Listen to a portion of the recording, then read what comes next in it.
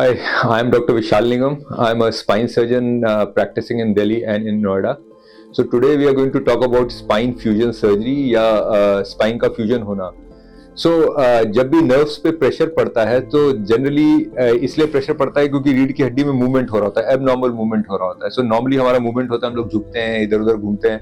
But कभी-कभी क्या होता है कि instead of a normal movement abnormal हो जाता है. जैसे कार का टायर जनरली रोटेट होता है, कभी कभी वाइब्रेट भी होता है, देखा है हमने. सो वो एबनॉर्मल मूवमेंट है. तो सिमिलरली अगर स्पाइन में एबनॉर्मल मूवमेंट होगा तो टिश्यूज बॉडी बनाएगी उस मूवमेंट को रोकने के लिए. कई बार वो मूवमेंट रोक नहीं पाती बॉडी, लेकिन प्रॉब्लम क्या होती है जब टिश्यूज बनते हैं तो उसकी वजह से क्या होता है कि नर्व्स दबने लग जाती हैं और दर्द फिर पैरों पे जाने लग जाता है, जिसको शियाटिका भी कहते हैं. सो सर्जरी में प्रेशर तो हटाना ही है, बट अगर हमने मूवमेंट को रोका नहीं तो ये प्रॉब्लम दोबारा से आ जाएगी. सो इसीलिए काफी लोगों के साथ क्या होता है कि उन्होंने सर्जरी कराई पर 2 साल या 4 साल बाद उनको स्पाइन की प्रॉब्लम्स फिर से आ जाती है और इसलिए स्पाइन सर्जरी को इनफेमस माना जाता है. बट ऐसा नहीं है. सो अगर हम लोग स्पाइन के एबनॉर्मल मूवमेंट्स को रोक दें सो वो प्रॉब्लम रिकर ही नहीं करेगी. जब रिकर ही नहीं करेगी तो उसके बाद एक बार सर्जरी हुई तो patient will be good for life for that particular problem.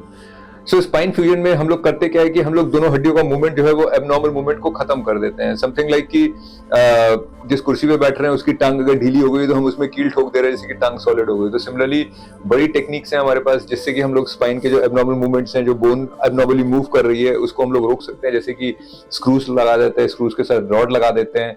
कभी कभी हमें साथ में केज भी लगाना पड़ता है क्योंकि खाली स्क्रूज लगाएंगे तो स्क्रूज पे ज्यादा स्ट्रेस आएगा तो स्क्रू टूट सकते हैं. तो हम लोग केज से भी सपोर्ट करते हैं. बोन ग्राफ्ट लगाते हैं. बोन ग्राफ्ट अगेन जहां से हमने स्पाइन से प्रेशर हटाया है वहां की बोन भी यूज करते हैं.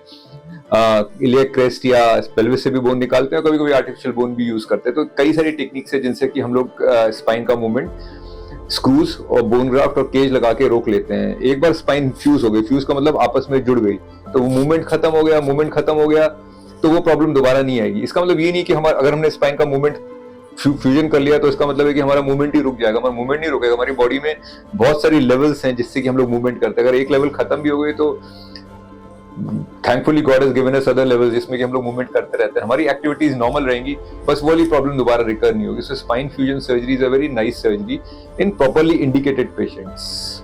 Thank you.